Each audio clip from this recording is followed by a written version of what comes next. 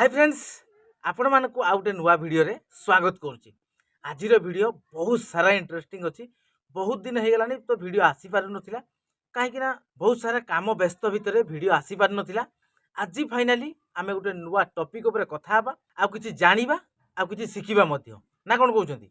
देखंतु वर्तमान सीजन रे आपण मानकर जो इंदिरा आवास बा आपण मानकर अंतर्दय योजना रे घर आसीची हेले कि लोकंकर आसी सब लोकंकर नुहे किछि लोकंकर आसी।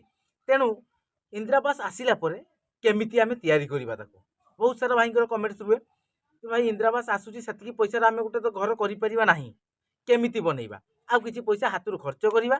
जदि गोटे फैमिली पई बनेवा पई चाहूचंती ताले आ किछि पैसा आपण माने खर्च करंतु देखिबे पूरा बढ़िया से घर हबो। आज आमे पूरा फाइनाली देखिबा प्लिंथ बीम पर्यंत केते टंका खर्च आसुची आ केते स्क्वायर फुट रे हेची हेले कि कौन कौन सब काम होईची माने जो इंदिरा आवास घर आसीची दुईटा रूम हेची आ आगो को बारिंडा हेची केते स्क्वायर फुट भितर हेची प्लिंथ बीम पर्यंत केते टंका खर्च आसीची ता विषय आज आमे जानि जिबा आ केते एमएम रोड सब लागिची केते हाइट रे प्लिंथ बीम हेची केते कलम रे काम होईची सब किछि आमे देखिबा आ जानिबा मध्य देला आपण मानकर जदी गोटे इंदिरा आवास बा आपण मानकर अंतर्दय योजना रे घर आसुची ताले क्लियर हेकी आपण माने करि परिबे छोट घर बनै परिबे माने आपण मानकर 600 स्क्वायर फुट भितर दुईटा रूम आ बारिंडा बनै परिबे। तो चलंतु वर्तमान आमे साइड ऊपर को जीवा प्रथमे आमे देखि नबा प्लिंथ बीम पर्यंत कोन कोन सब काम होईची केमिति काम होईची तापरे आमे जानिबा केते टका खर्च आसीची ना कोन कहउछथि।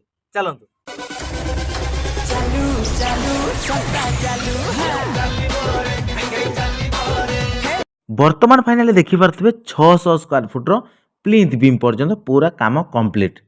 देखंतु जो 600 स्क्वायर फुट रे आमे कोन कोन सब हेइची देखंतु दुईटा रूम अछि आ एपट साइड रे बारिंडा अछि एपट देखि पारथबे दुईटा रूम आ बारिंडा आ रूम रो साइज मध्ये बहुत बढ़िया अछि 12 फुट रो 11 फुट अछि रूम रो ए रूम रो साइज 12 फुट रो 11 फुट अछि आ सेपट जो रूम अछि 12 फुट रो 11 फुट रो 2-3 इंच कम अछि माने दुईटा सारा रूम टिके समान करिवे नाही टिके 2 इंच की इंच एपट सेपट करिवा निहाजी दरकार हैला कि आ जो प्लिंथ बीम हमर काम होईची प्लिंथ बीम रो हाइट सब अछि 12 इंच रो 10 इंच माने तार ओसार 10 इंच रहइबो आ तार हाइट 12 इंच आपण माने चाहिले भी 15 इंच करि परिबे आपण माने चाहिले भी 18 इंच करि परिबे किंतु हमर 12 इंच हेइची 15 इंच भी काम होउची जेमती जोंठी हेई पारुची।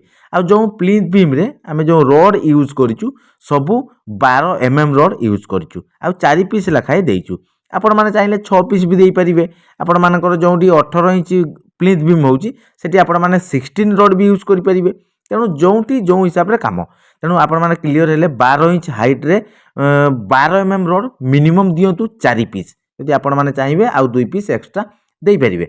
आ जो कलम अछि हमरो कलम 9टा कलम अछि मेन कलम 9टा अछि आ जो बोरिंग हेची जोना पाइलिंग कहउछ आमे पाइलिंग टोटल हमर 21टा हेची ग्रेड बीम रे हमर लेफ्ट से जाईची आ जोटा हमर मेन कलम सी ऊपर को उठेची 9टा हैला कि आ पाइलिंग परे केप काम भी हेची आ एपट साइड देखि पारतबे हमर डाउन पट जोटा रहउची सेपटे 2 पार्ट कि 3 पार्ट इटा जदि आपण मानकर लागुची याने सेई भलिया जुड़े करि पारि एपटे हमर 3 पार्ट 4 पार्ट लागिची सेपट ऊपर साइड लागी नाही केवल जो पटे डाउन अछि सेपटे लागिची आ 9टा कलम रे काम होईची एपटे देखि पारतबे आपण माने जो कलम हेची कलम रॉड सब 12 एमएम लागिची माने प्लिंथ बीम रे 12 एमएम आ आपण मानकर मेन कलम सब 12 एमएम जोटा लेफ्ट से जाईची सेटा आपण माने 10 एमएम देई परिबे। आ जो प्लिंथ बीम पर्यंत काम होईची एथिरे आपण मानकर सीमेंट लागिची प्लिंथ बीम रे 15 बैग आपण मानकर गोड़ी लागिची 100 फुट बुझी पाले एमती सीमेंट आपण मानकर बाली टोटल एस्टिमेट आमे करिबा आपण माने वीडियो कंटिन्यू करंतु देखि तो पारथुबे आपण माने पूरा सीधा सळक आपण मानकर जो कलम रे सब 12 एमएम रॉड यूज हेची प्लिंथ बीम केमिति हेची केते फिनिशिंग मध्ये हेची आ सब जो प्लिंथ बीम पड़ीची सब माने चदर रे काम होईची पटा लागि नाही हैला कि एई भलिया जदि आपण माने चाहुचंती जदि इंदिरा आवास आसुची आपण माने एमती दुईटा रूम आ आपण मानकर बारिंडा बनै परिबे एतिकी पर्यंत केते टका खर्च आसुची आपण मानक माइंड रे रहउची जे केते टका एतिकी आमे खर्च आसुची दुईटा रूम आ बारिंडा माने प्लिंथ बीम पर्यंत हैला कि केते टका खर्च आपण माने आगो को जानि परिबे। आ जो हमर प्लिंथ बीम तळो को जो केप ଆପଣମାନେ ଜାଣିଛନ୍ତି ପାଇଲିଂ ହେଲା ପରେ କେପ୍ ନିହାତି ଦରକାର। ଏଠି ଆପଣମାନଙ୍କର ସିଙ୍ଗଲ ଜାଲିରେ ଆମେ କେପ୍ କରିଛୁ। ଯଦି ଆପଣମାନେ ଡବଲ ଜାଲି ବି କେପ୍ ବନେଇ ପାରିବେ, କେମିତି ତାର ସିଷ୍ଟମ ଅଲଗା ଅଛି, ସେଥିରେ ଆପଣମାନଙ୍କର ରଡ୍ ବି ଏକ୍ସଟ୍ରା ଲାଗିବ। ଦେଖିପାରୁଛନ୍ତି ଏମିତି ଯେଉଁ ପଟେ ଆମର ଡାଉନ୍ ପଟ ସେପଟ ଟିକେ ହାଇଟ୍ କରିକି ପ୍ଲେନ୍ ବିମ୍ ପକେଇଛୁ ଆମେ। ସେପଟ ସାଇଡ୍ କିନ୍ତୁ ପୁରା ମାଟି ଲେବୁଲ୍ ଥିଲା, ଏପଟ ଟିକେ ଡାଉନ୍ ଥିଲା, ତାକୁ ତ ମାଟି ଫିଲିଂ କରିହେବ ନାହିଁ। ତେଣୁ ଯେଉଁଠି ଡାଉନ୍ ରହୁଛି ତାକୁ ଯେତେ ପାଟ ଆପଣମାନଙ୍କର ଇଟା ଲାଗୁଛି ସେତିକି ଯୋଡ଼େଇ କରିବେ, ତାପରେ ପ୍ଲିନ୍ଥ ବିମ୍ ପକେଇବେ। ଦେଖିଲେ ତ ଆପଣମାନେ କ'ଣ ଦେଖିଲେ? ଦେଖିଲେ ତ ପ୍ଲିନ୍ଥ ବିମ୍ ପର୍ଯ୍ୟନ୍ତ ପୁରା କାମ କମ୍ପ୍ଲିଟ୍। ପୁରା ପ୍ଲିନ୍ଥ ବିମ୍ ଢଳେଇ ସହ ପୁରା କମ୍ପ୍ଲିଟ୍ ହେଇଯାଇଛି। ପ୍ଲିନ୍ଥ ବିମ୍ର ହାଇଟ୍ କେତେ ହେଇଛି, ଆଉ ସେଥିରେ ଆପଣମାନଙ୍କର ସବୁ କହିଲି 12 mm ରଡ୍ ଲାଗିଛି। ଆଉ ଯେଉଁ କଲମ୍ ହେଇଛି ଆପଣମାନେ ଦେଖିଲେ ନା, 9ଟା କଲମ୍ ହେଇଛି, ମାନେ ସବୁ କଲମ୍ 10 ବାଇ 10 ହବାର ଅଛି ଆମର ହେଲା। ଆଉ ଯେଉଁ ବୋରିଂ ହେଇଛି ମାନେ ଆପଣମାନଙ୍କର ପାଇଲିଂ ମାନେ 21ଟା ପାଇଲିଂରେ ହେଇଛି। ଆଉ ମେନ୍ କଲମ୍ 9ଟା ଅଛି, ସେ ପୁରା 10 ବାଇ 10 କଲମ୍ ହବ କି ଉପରକୁ ଉଠିବ ହେଲା କି। ତ ଆପଣମାନେ ଦେଖିଲେ ଏତିକି ପର୍ଯ୍ୟନ୍ତ ଯେଉଁ କାମ ହେଇଛି ପୁରା କ୍ଲିଅର ହେଇଗଲେ। 2ଟା ରୁମ୍ ହେଇଛି, ସାମ୍ନାକୁ ବାରିଣ୍ଡା ଅଛି।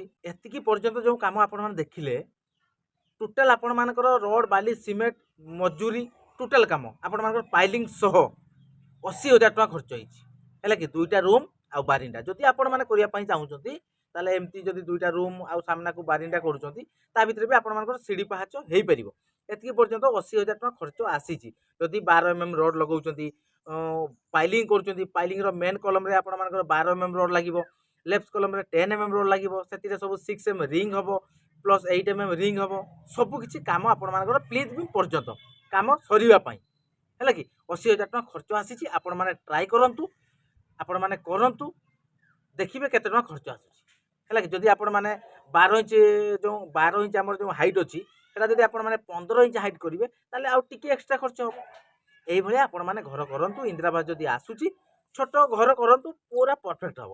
ଆଉ ଆପଣମାନେ ଜାଣିଛନ୍ତି ଯେତେ ବଡ଼ ଘର କରିବେ ମାନେ ସେତେ ପଇସା ଭାଇ ଖର୍ଚ୍ଚ ହେବ, ନୁହଁ କି।